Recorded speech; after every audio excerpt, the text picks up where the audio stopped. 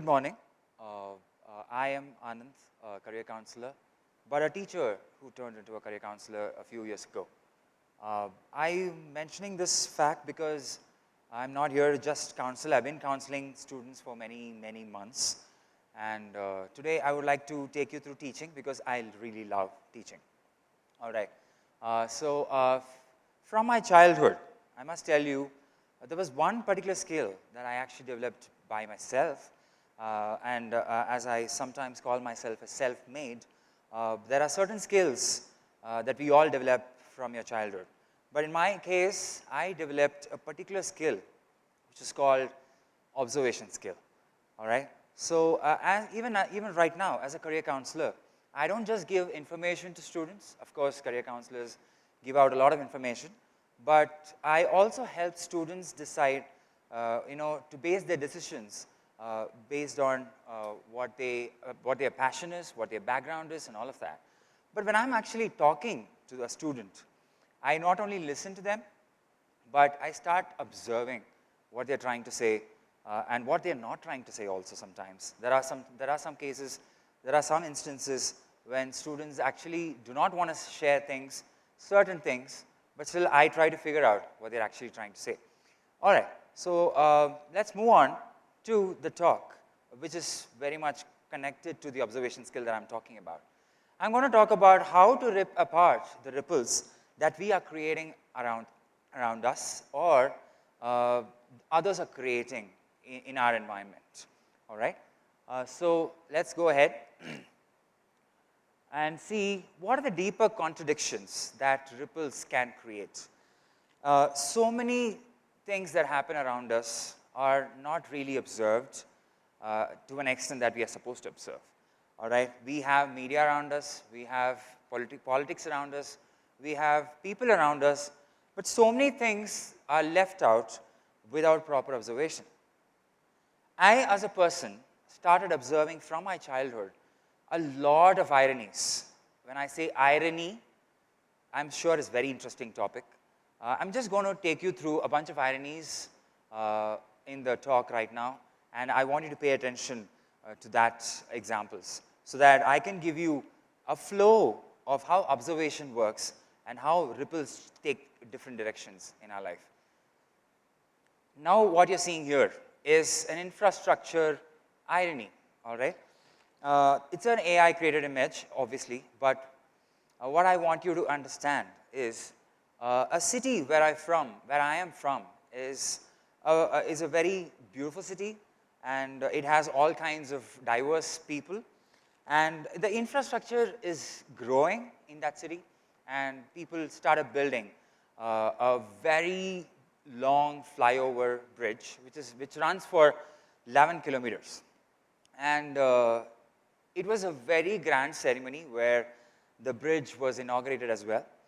And it's such a moment of pride for that city. But on the contrary, a lot of people felt like, this flyover is all good and beautiful, but what happened to the broken roads across the city? Now, people's attention turned towards the roads that are broken all over the city when they are actually inaugurating a new flyover. Let's move to the next irony, where I have a health contradiction. All right?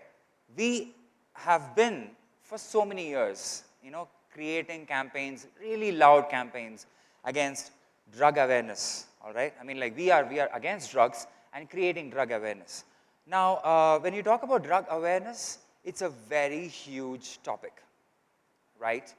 But let's also talk about caffeine, all right? The amount of caffeine, the amount of sugary drinks, the amount of highly carbonated drinks that teenagers are consuming these days, but that is not really into our concern yet, all right? So now that's one irony there. Now, what kind of ripples are creating these ironies? Why are we facing these ironies? Why are we starting at one point and why are we ending at a different altogether ending? All right? Now, let's move on to another irony. Here is another funny example. We as human beings, we always love peace. We want peace in our lives. We want, calm, composure. We want peaceful atmosphere, no arguments, no chaos in our lives. But we are also, as human beings, very naturally attracted to entertainment. I don't know how many of you have seen reality shows on TV. Reality shows these days are running their shows based on arguments, chaos, and so much physical abuse as well.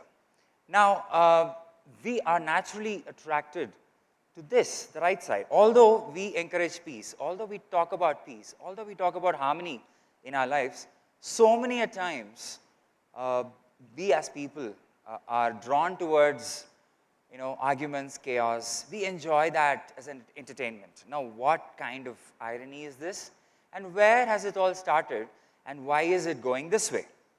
Now, what kind of ripples are causing these things?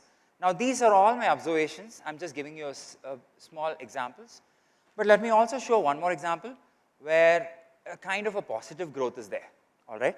Now, what you're seeing here is a quiet revolution that's happening in the advertisement industry. All right. Now, earlier they show the mothers as household homemakers in the ads, and they show the father as the only breadwinner of the house and the strong head of the family and all of that. But recently, a lot of changes happened in the advertisement industry as well, where we are able to see that men are washing dishes. How many of you have seen this? Yes? Thank you. So, we also see that women are driving their children to the schools, and the roles are exchanging these days, and that is beautifully portrayed. Now, I think this is a kind of a positive ripple that we are seeing around us. Now, this is also an observation that I've done in my life, but these are the examples that I've given you so far. But right now, I would like to take you through a bunch of selected examples where you can rip apart and understand why this is happening. All right? Let's see this. Now, we started with media in different ways. How media evolved in our lives. Radio was there, newspapers were there, print media was there, magazines were there. All of these things were created to give us information some way. News channels came into existence. There was TV, there was television boxes in all of our houses later on. And now we have internet as well. News channels were introduced in order to give us awareness about what's happening in our society.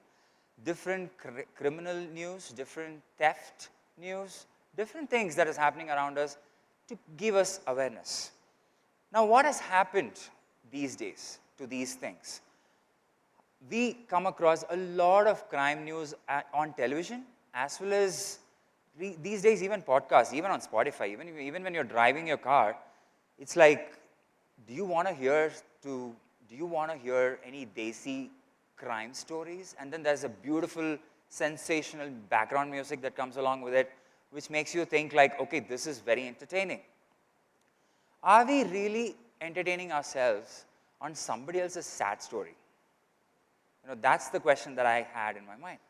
Now, a crime news in India is published on Desi crime podcasts on Spotify or any other YouTube or any other means, which actually has created a very different impact on our society and what, as consumers, we consume. Here, what you see is the same thing. Like, have you heard about it?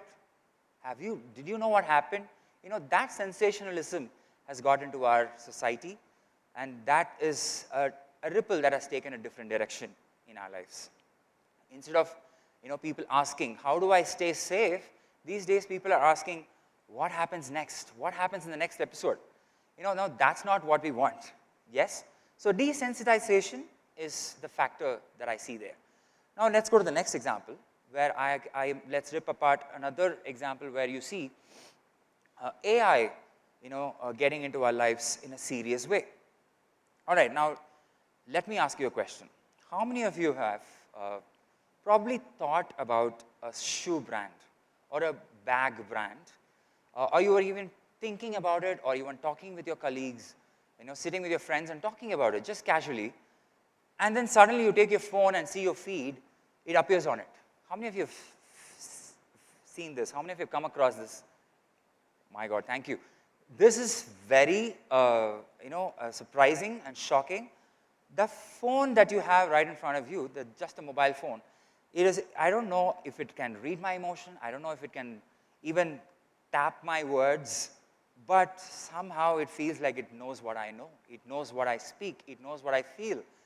But can AI feel me? Can AI understand my feelings and my emotions? I don't think so, not yet, maybe not, but probably the days are coming. This ripple is actually a very gray area ripple where it can be either positive or negative in our lives.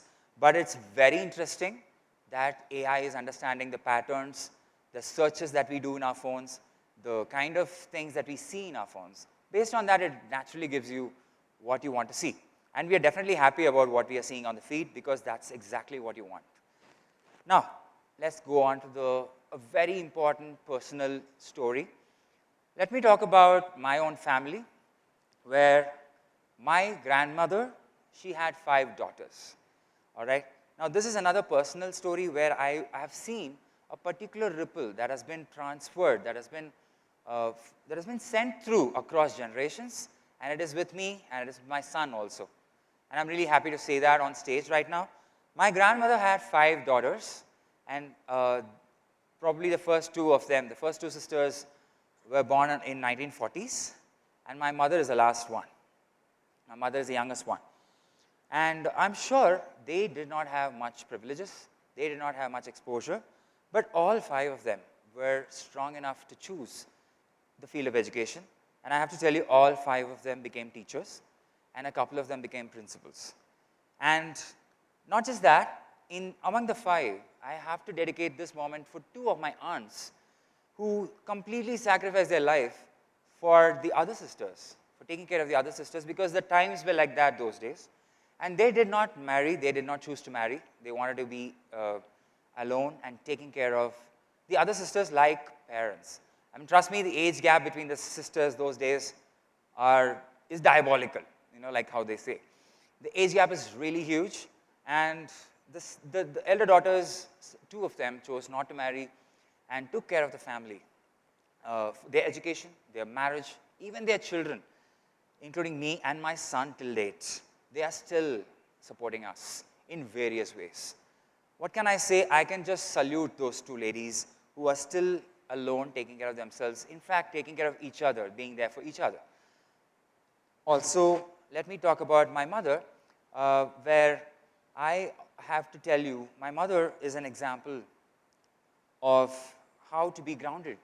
She actually taught me how to be grounded. She is the one who taught me how to pray, how to be calm, how to be composed, how to be grounded all the time.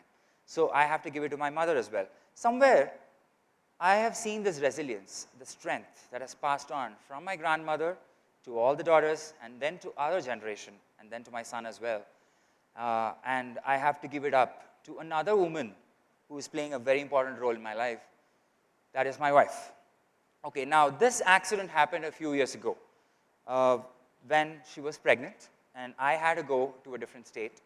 I was traveling in my bike, in my 2-wheeler, and I had met with an accident, a very serious accident, where I actually broke my left forearm. And I was taken to a different state altogether for my surgery. And she was pregnant. She was 7 months pregnant. She was carrying. And she was all alone, left out in a different state because of our situation. And we couldn't avoid that situation. But we were connected over phone. Yeah, that much happened. But when I was admitted in the hospital for the surgery, I had to push the doctor.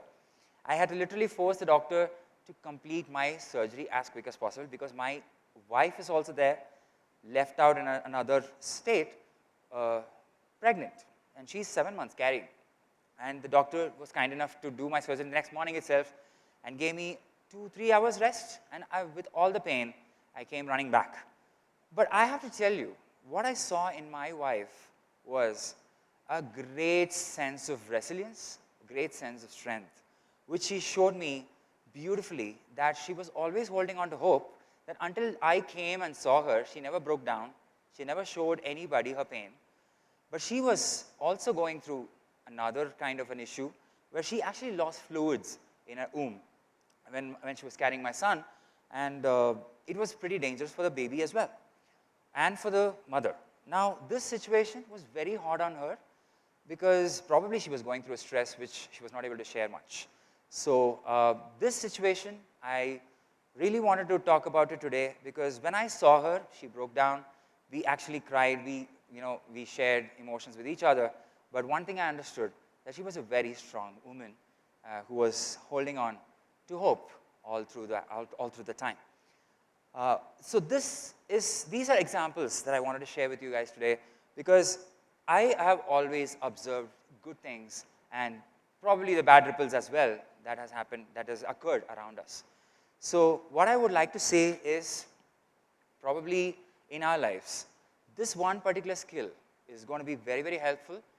Please be always aware of what's happening around you. Please be always observant of even the smallest thing that's happening around you.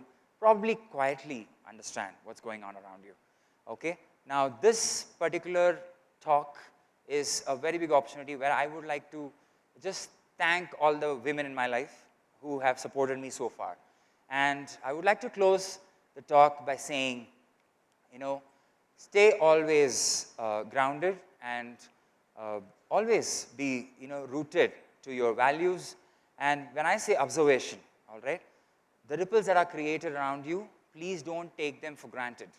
The ripples that you are creating, the ripples that others are creating, please don't take them for granted.